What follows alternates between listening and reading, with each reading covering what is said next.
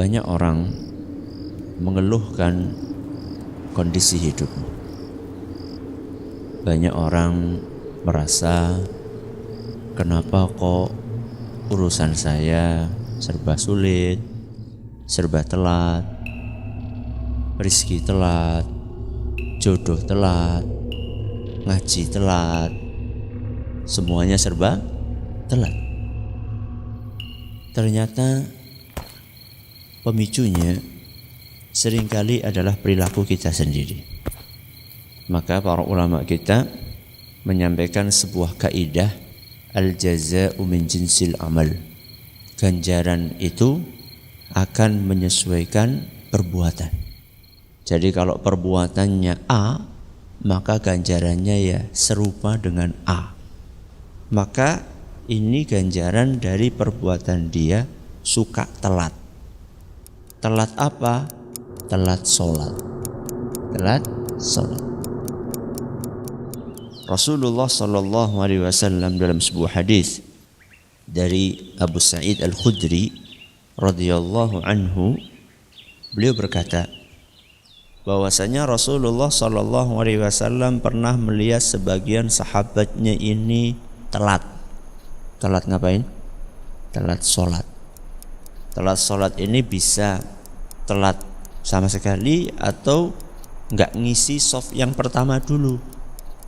Maka Nabi SAW pun menasehati para sahabatnya, ayo pada maju, isi dulu shaf yang depan, berangkatlah lebih awal. Lalu Nabi SAW bersabda, ini yang perlu kita garis bawahi, la yazalu qaumun yata'akhkharun. Ketika ada orang biasa telat sholat, hatta yuakhirahumullah, orang tersebut akan dibikin Allah telat. Perhatikan, di sini Nabi SAW tidak sebutkan Allah akan bikin telat dia dalam urusan A atau B atau C atau D. Nabi cuma katakan orang ini akan dibikin telat. Bisa kita simpulkan, berarti maksudnya adalah telat dalam semua urusan.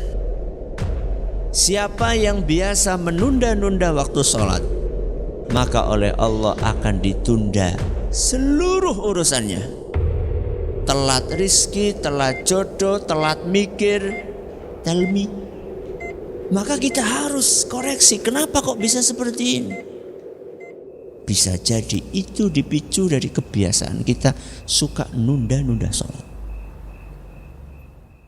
Itu baru efek buruk di mana? Di dunia. Dan itu tidak seberapa dengan efek buruk di akhirat. Tertunda apa di akhirat? Kata Nabi SAW dalam hadis yang diriwayatkan oleh Imam Abu Dawud, ketika ada orang biasa mundur-mundur dari shaf pertama, tidak bersegera untuk memenuhi shaf pertama, maka Allah akan jadikan dia telat keluar dari neraka. Gasiknya kita berangkat ke masjid itu akan berefek kepada gasiknya kita masuk surga. Dan telatnya kita berangkat sholat akan berefek kepada telatnya kita masuk ke surga. Jadi bukan ringan masalahnya, berhubungan dengan nasib kita di dunia dan di akhirat. Sehari di sisi Allah itu seperti 1000 tahun menurut ukuran kalian. Satu hari di akhirat sama dengan 1000 tahun di dunia. Bayangkan telat satu hari, teman kita sudah Masya Allah di surga berapa tahun? 1000 tahun. Sudah menikmati makanannya, minumannya, bidadarinya. Wisbarek. Ini lebih untuk 1000 tahun kemudian sudah gosong, dibakar di api neraka. Itu kalau telatnya satu hari. Kalau telatnya seminggu, kalau telatnya sebulan, nek telatnya setahun, 360.000 tahun. Kebiasaan telat sholat itu bukan urusan remeh, ini urusan berat. Maka berlatihlah berjuanglah. Semua itu butuh latihan, tapi harus dimulai. Jadi jangan alasan ini masih proses Ustaz. Pirang tahun boleh proses. Ini prosesnya harus dilatih, harus diusahakan. Maka ayo perbaiki. Jangan sampai gara-gara telat yang satu ini akhirnya jadi telat segalanya.